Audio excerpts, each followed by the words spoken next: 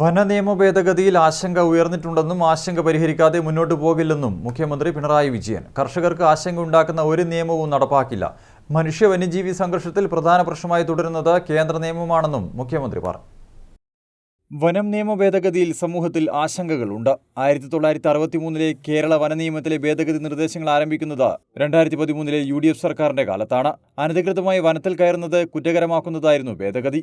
ഇപ്പോൾ ഭേദഗതിയിൽ ആശങ്കകൾ ഉയരുന്നുണ്ട്. ജനങ്ങളുടെ ആശങ്കകൾ പരിഹരിക്കാതെ സർക്കാർ മുന്നോട്ടു പോകില്ല. മനുഷ്യ വന്യജീവി സംഘർഷത്തിൽ പ്രധാന പ്രശ്നമായി തുടരുന്നത് കേന്ദ്ര നിയമമാണ്. വന്യജീവികളെ നേരിടുന്നതിന് കേന്ദ്രം ഏർപ്പെടുത്തിയ കർശന വ്യവസ്ഥകളാണ് തടസ്സം. കർഷകർക്കും മലയോര മേഖലയിൽ വസിക്കുന്നവർക്കുമെതിരെ ഒരു നിയമവും സർക്കാർ ലക്ഷ്യമിടുന്നില്ലെന്നും മുഖ്യമന്ത്രി വ്യക്തമാക്കി.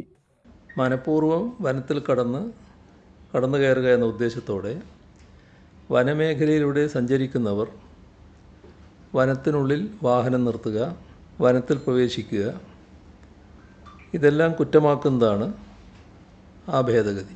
അതിൻ്റെ തുടർ നടപടികളാണ് പിന്നീടുണ്ടായത്. ഇപ്പോൾ വനനിയമ ഭേദഗതി സംബന്ധിച്ച നിർദ്ദേശങ്ങളെക്കുറിച്ച് പല ആശങ്കകളും ഉയർന്നിട്ടുണ്ട്. ഇതിൽ അത്തരം ആശങ്കകൾ പരിഹരിക്കാതെ മുന്നോട്ട് നീങ്ങാൻ സർക്കാർ ഉദ്ദേശിക്കുന്നില്ല എന്നതാണ് വ്യക്തമാക്കാനുള്ളത്.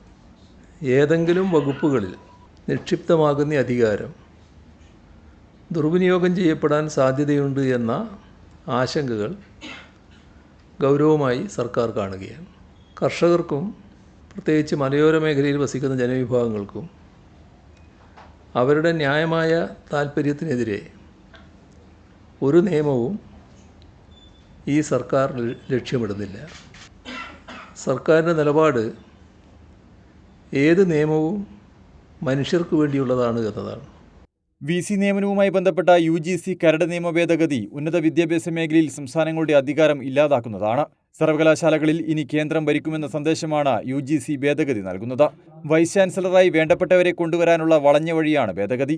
UGC കരട് ചട്ടം പുനഃപരിശോധിക്കണം. BJP ഇതര സംസ്ഥാനങ്ങളുമായി യോജിച്ച് ഭേദഗതിയെ എതിർക്കും.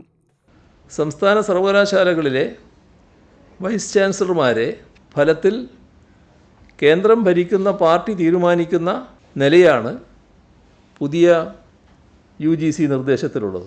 വൈസ് ചാൻസലർ പദവിയിലേക്ക് അക്കാദമിക് പരിചയമില്ലാത്തവരെയും നിയോഗിക്കാമെന്ന നിർദ്ദേശവും കരടിലുണ്ട്.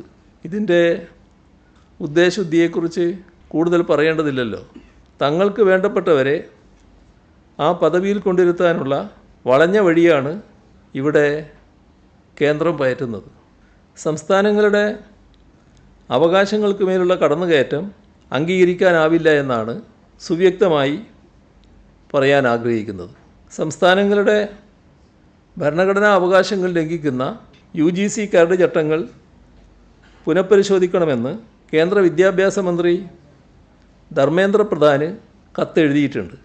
ഇതേ വിഷയത്തിൽ BJP ഇതര മുഖ്യമന്ത്രിമാരുടെയും ശ്രദ്ധ ക്ഷണിച്ചിട്ടുണ്ട്.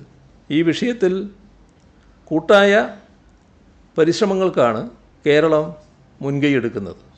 ഇത്തവണ ശബരിമല തീർത്ഥാടനം ഭംഗിയായി സമാപിച്ചു. അയ്യപ്പ ഭക്തർക്ക് ഒരു ബുദ്ധിമുട്ടുമില്ലാതെ തീർത്ഥാടനം സാധ്യമാക്കുന്നതിനുള്ള വിപുലമായ ക്രമീകരണങ്ങളാണ് സംസ്ഥാന സർക്കാരും ദേവസ്വം ബോർഡും ചേർന്ന് ഒരുക്കിയത്. അതിൽ ഭക്തർ സംതൃപ്തരാണ് എന്നാണ് മനസ്സിലാക്കുന്നതെന്നും മുഖ്യമന്ത്രി പറഞ്ഞു. News desk, Kannur vision.